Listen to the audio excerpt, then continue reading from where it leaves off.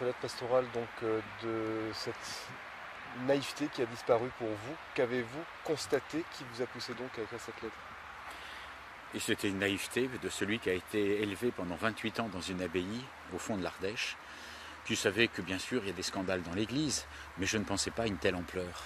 Et là aujourd'hui, depuis 4-5 ans, à travers les médias d'une part, les révélations successives, par exemple aux États-Unis, par exemple en Irlande, on peut imaginer dans d'autres pays s'il y avait des examens plus précis, et puis de l'autre part l'écoute des victimes ont montré qu'en réalité c'était un mal qui était d'abord beaucoup plus large que prévu, ce n'est pas quelques cas isolés, et deuxièmement c'est un mal qui gêne aujourd'hui, qui ne libère pas la parole de l'annonce de la part de l'Église, donc c'est quelque chose qui nous touche tous.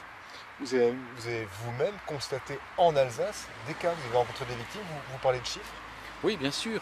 Donc avec ceux que j'ai rencontrés et puis les dossiers laissés par mon prédécesseur, j'estime aujourd'hui à une trentaine de cas. Je ne dis pas de victimes, je dis de personnes rencontrées, car j'avoue que j'ignore encore le nombre des victimes, parce que quand je parle avec certaines d'entre elles, je m'aperçois que certains procédés de prêtres, a priori, ont fait plus d'une victime. Quel sentiment ceci a réveillé en vous depuis donc quelques mois, quelques années? Alors vraiment le sentiment qu'on est vraiment tous concernés. Si j'ose dire, on l'était tous parce qu'on aime l'Église. On se dit oui, c'est quand même pas bien que quelques prêtres agissent ainsi. Voilà, donc de ce côté-là, je crois que tout le monde a cette sensibilité. Personne ne peut admettre ce genre de crime. Mais là, c'est plus que ça. L'image que je donne, c'est que lorsqu'il y a là un membre, la main ou le pied sont atteints de la gangrène, c'est tout le corps qui vibre en fait de la fièvre. Voilà, Saint-Augustin a une autre image, il dit « lorsque je m'enfonce une épine dans le pied, c'est tout le corps qui se recroqueville pour sortir cette épine ». Donc tout le monde est concerné et ça vraiment pour moi, je dirais que c'est quelque chose dont je suis imprégné personnellement depuis 2-3 ans. Est-ce que c'est un problème du passé ou est-ce que c'est un problème présent? Les deux.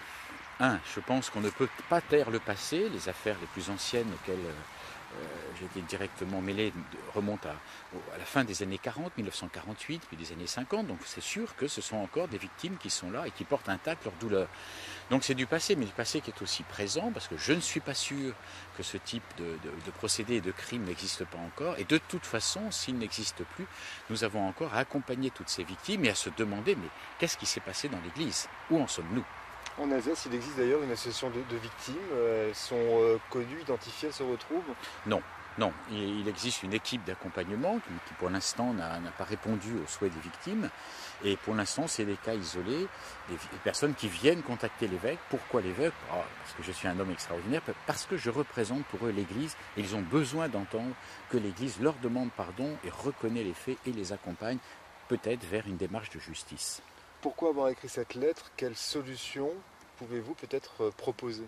Cette lettre a un but très clair, une visée très nette, sensibiliser l'intégralité du peuple de Dieu, de l'Église qui est en Alsace, pas seulement bien sûr les prêtres coupables, voire condamnés, pas seulement l'évêque, mais vraiment tout le monde en disant que peut-on faire ensemble?